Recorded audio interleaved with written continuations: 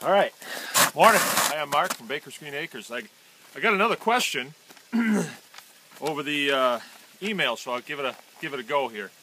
I'm doing my chores here. I'm just watering my best girls here. Beautiful day in northern Michigan. Sun is high. I'd say it's already 30, 35 degrees. It's beautiful, beautiful blue skies. All right, real quick, I got to keep these short. This one comes out of New York City from Tomiko, New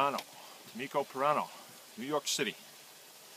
Okay, these are anyone can farm questions, and if any of you don't know what anyone can farm is, you can check it out at anyonecanfarm.com. It's a farm program that we're putting together, starting up this spring. We've done it informally for years, but this spring we're going to start up formally. In resident, right here on the farm, people can come and they can learn the disciplines that we do. We've got about 6 different curriculums right now written for different traditional things that we do. Anyway, here's the questions. How did the idea for Anyone Can Farm come about?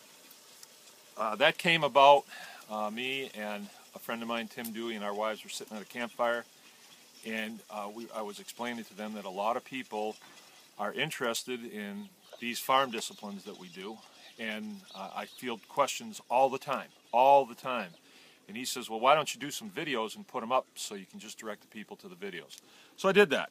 The name Anyone Can Farm comes from the movie Ratatouille, where the dead chef says anyone can cook, and then in the movie a rat winds up standing on the head of a dishwasher under his hat, of course, and he becomes a great chef. So we felt it was kind of the same likeness here with the farming world, where you have people on one side that say, no, only we can farm. It's a very complex process, and you can kill yourself if you aren't careful with it.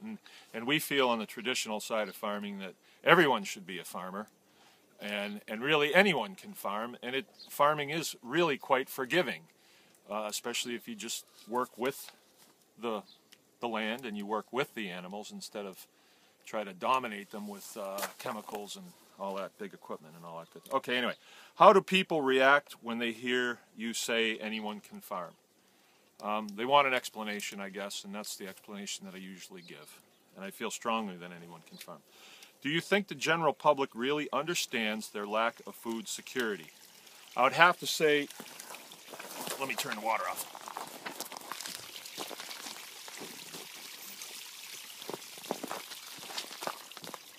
Okay, I would have to say no, because well, recently there is whether it's a real or perceived threat to firearms in our country. If you go to a store and you look at the sporting goods section, the guns are cleared off. Everybody's gone out and bought guns. Everybody's gone out and bought all the ammunition. There's none for sale. So that tells me that if there's a threat, people react. And when I go to the store, I don't see people stocking up on the things that they should. I just don't see that.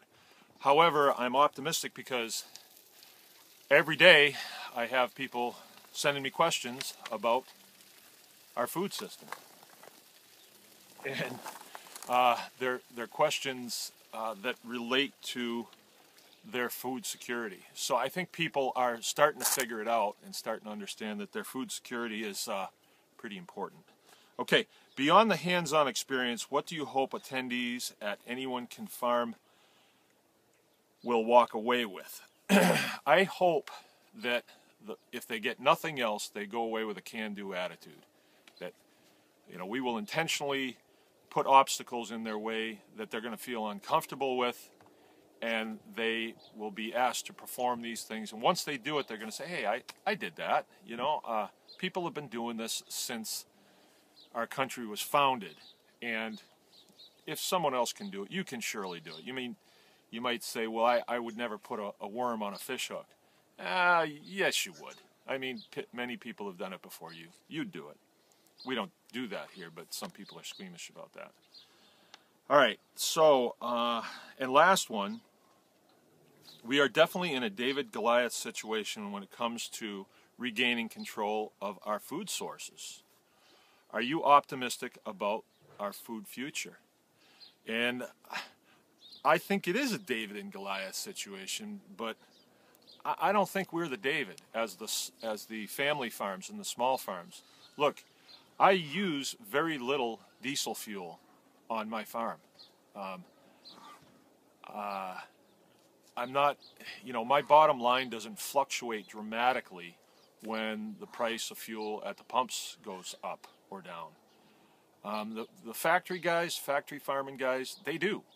And what they do is they pass those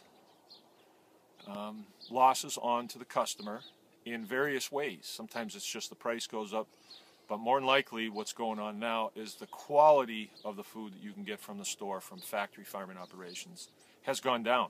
And everybody knows that. I mean, they'll just walk more pesticides to it and more growth hormones to get the animals out of the feeding operations quicker. I mean, everybody knows that. And so people are figuring that out. And when you have a huge mass of people, 3 billion people in our country, if you could get 50% of them to open up some sort of small farming operation, whether it's, we define farming as growing proteins and carbohydrates. Let's say a person does a 10 by 10 garden in their backyard. Well, that's food that they're going to produce and it's going to nourish their body and will not be food that they'll have to buy from the store. If you had half the population doing something like that, yeah, I'd say factory farming would have a real tough time. And I'm not out to get them by any means. I'm responding to what has happened to me at their hands, mostly. And what we do is we just shift gears and we do something different to make ends meet. That's all. I want to keep these short. I hope that helps you out there, Tomiko. And if there are any questions, I already have a couple in my inbox. Please get them to me. I'd like to keep the farm-related stuff, but I can answer just about anything. Did much better when I was 16. Thanks. Remember, anyone can farm.